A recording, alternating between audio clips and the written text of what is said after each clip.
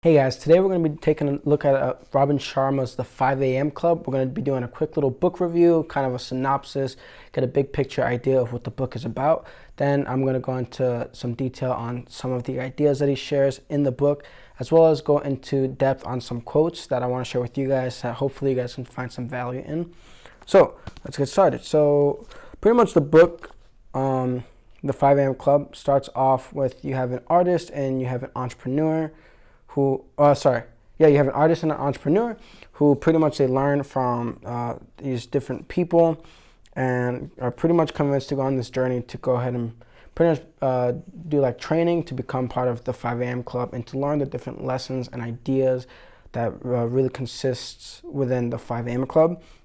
And so they get taught different ideas such as the 3-step success formula. They also get taught the 4 interior empires.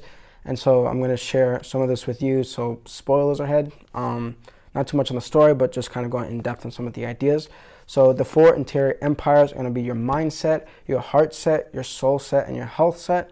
So these are your 4 pillars that you pretty much want to continue improving every single day. You know, not only improving your mind and your physical body, but also improving your soul and your heart. And that would be sort of ideas of like controlling your emotions. So you might be able to have all the knowledge in the world and be physically fit, but if you can't really control your emotions when they try to take over, then it's kaput, right? So controlling your emotions as well as having sort of that soul set, that inner peace, that spirituality within yourself as well.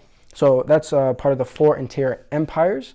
Then they have the 2020 formula, which when you get into it, the idea with the 5 a.m. Club is to pretty much have you wake up an hour earlier or have that extra hour in the day before the sun comes up to really focus on things internally, on like your goals and what you want to accomplish and things of that nature. So with the 20-20-20 formula, it pretty much breaks up that hour into 3 different segments that you can go ahead and pretty much it actually goes into a bit of a science sort of a background on the brain and discusses this beautiful idea of neuroplasticity, which I really enjoyed, where your brain's actually developed to continue learning.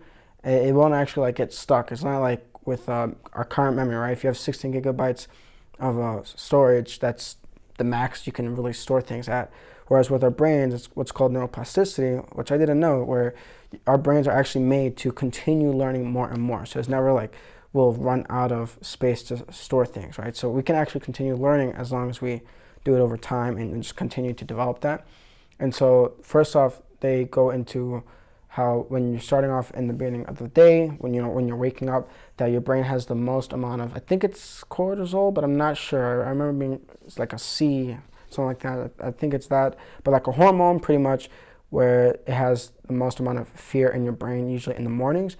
But if you actually go ahead and work out and do some sort of PT, you're actually physical training, right? You're actually able to go ahead and get rid of that fear hormone. So the first 20-minute section, they discuss how you want to actually go ahead and do just a little bit of physical exercise, do some jumping jacks or some push-ups for about 20 minutes.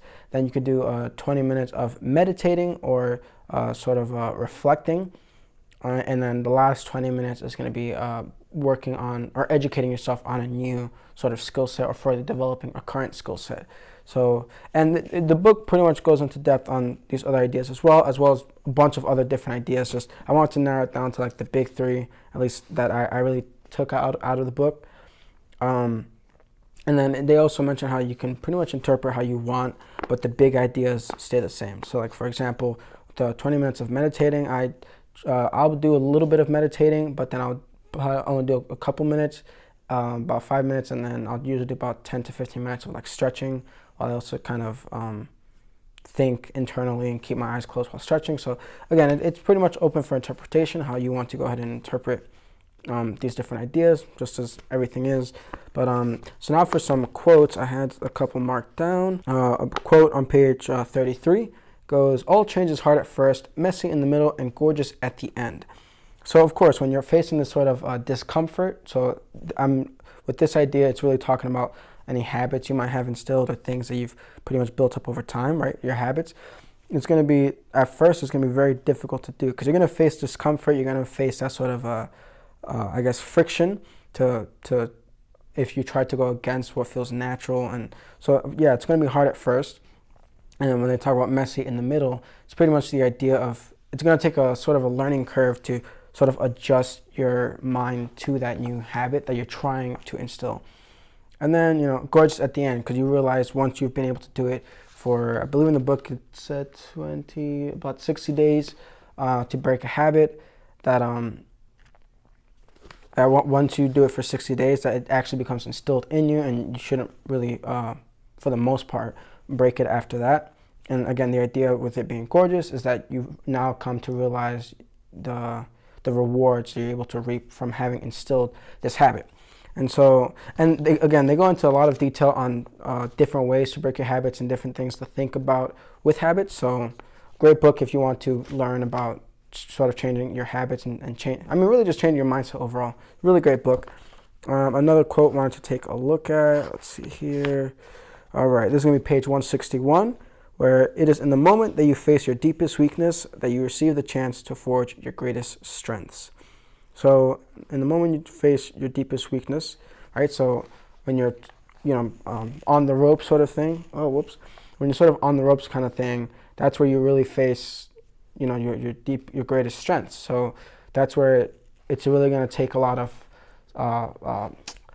mental callousing, right? Like mental strength to really go ahead and say, no, I'm going to keep pushing back. My back's up against the wall, but I'm going to keep going.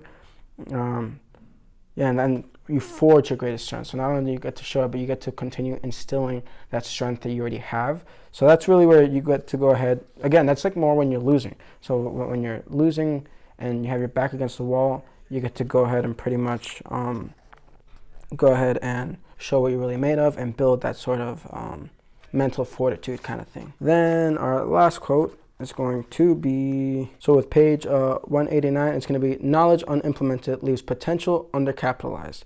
So the idea is when you're going ahead and if you have all these different ideas, right, like you can have an idea to create Google, but if you don't implement and act on these ideas, you're not going to get anywhere, right? So with all these different ideas you may have, you want to actually go ahead and implement and execute on the things. So it goes to show more of the idea of you want to go ahead and really execute on these different things. Even if you're just thinking about it, like go ahead and execute. If you fail, that's fine. But you at least taking the time to go ahead and try and implement it. And even with that implementation and that experience, you're able to go ahead and pretty much learn from that experience and use that, in the rest of your life kind of thing. So yeah, so just some quotes and ideas that I wanted to share with you guys. Again, from Robin Sharmas, The 5 a.m. Club. Really a great book if you want to go ahead and read it. By all means, definitely check it out on Amazon. I think I got it for about $15. Again, really great read. Not too long, and I love the format that he does it in. It's still like a story, so you can kind of follow along with the artist and entrepreneur as they are also learning as well, and you get to learn all these different lessons. So again, Robin Sharmas, The 5 a.m. Club. If you guys have already read it, please feel free to let me know down in the comments below your thoughts on it, or if you haven't yet, and you want to come back after you've read it, please let me know your favorite parts of the book. Really great book. Feel free to share some quotes. And yeah, Robin Sharmas, The 5 a.m. Club. Hope you guys enjoyed this video.